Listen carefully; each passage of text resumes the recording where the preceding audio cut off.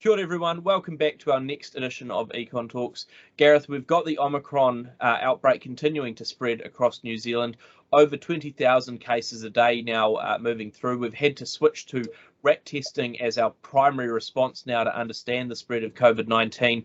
That PCR capability and capacity just simply not enough as we've got so many cases rolling around the economy. We also know that because of that and the move to phase 3, there's a considerable number of people not only with COVID-19 but also isolating at home as household contacts. The numbers are pretty hard to get your head around and in fact not really reported. But, our own internal numbers do suggest that those are climbing quite fast. We're hearing now a number of reports from different industries and sectors talking about how difficult it is to find workers and also, the limitations, therefore, on economic activity. We've heard this week the likes of Countdown with 20% of their staff off. Hearing this morning about poultry manufacturing activity, 45% of their staff not able to operate. Wellington City Council has had to cut back on its recycling because the recycling plant has too few people to operate fully. We are continuing to hear this across the board. Probably most concerningly, is that not only is it affecting the economy, but it's also coming through into our health response. The Ministry of Health at the start of this week noting that RAT distribution was being tied up and limited because of the logistics challenges of moving stuff around the country when you don't have enough truck drivers and you've got fewer coming in because of sickness.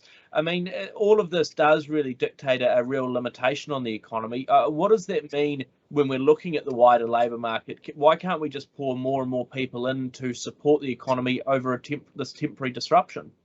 Yeah, I think coming into this sort of lift in Omicron cases, we've seen across the hospitality, across the retail sector and distribution sector, there has been quite strong demand for staff because they could see what was coming with Omicron and the isolation requirements. And I know the government has relaxed some of those as we've moved through to the third stage of the response there. But the reality is, with unemployment at 3.2%, there was very few spare workers out there who are being underutilised, and so I think those have been hoovered up pretty quickly where they have been available. But overall, there's just not the workers there to actually take on. So you can't bolster your team or have a sort of spare capacity lying around because it's just not there through the economy. And so I think what we're going to see over the next month or maybe 2 months is that it's another supply shock for the economy. Economic activity is going to be limited because businesses are not able to supply, quite similar really to the lockdowns that we saw through 2020 and again in 2021, that you're going to have a dip in GDP and a dip in output. It's not because the demand is not there from people to buy stuff. It's just that it's not going to be available on the shop shelf. And previously, of course, people weren't able to go out and buy as well in the lockdown. It's a little bit different this time around, but by and large, I think the outcomes and the implications for the economy are more or less the same. And we come out the other side of it probably into maybe April or May. Who knows the timing of that? And there will be, again, a bit of a bounce back, I think, in spending as people catch up for what they haven't been able to buy in the intervening months.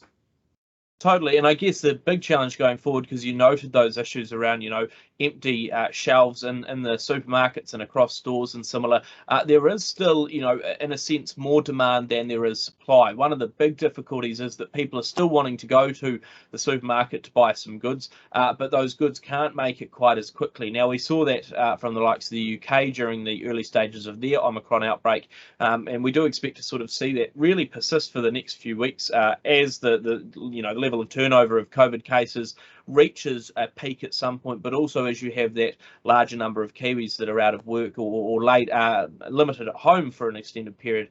And I guess that's the real limitation, right, is that we've had these supply chain disruptions now for 2 years. They haven't gotten any better in recent times, and importantly with Omicron, they're going to be stretched even worse in a sense. And I guess what that leads me to, coupled with the global ramifications of the Russia-Ukraine invasion and similar, is that inflation is likely to be even stronger and certainly likely stay around for a bit longer, because once we are through that other side, once we are into that sort of bounce back period, the spending that wants to occur there is still going to meet some pretty heavy supply limitations and disruptions, which means, again, unless that spending is spread out over a longer period of time, biting all at once is going to mean that price rises are probably more acute. And I guess we've got to be quite conscious of that moving forward. We also know, of course, you noted those huge labour market pressures that we're seeing, also likely to push up wage rises as we move forward, because households are going, well,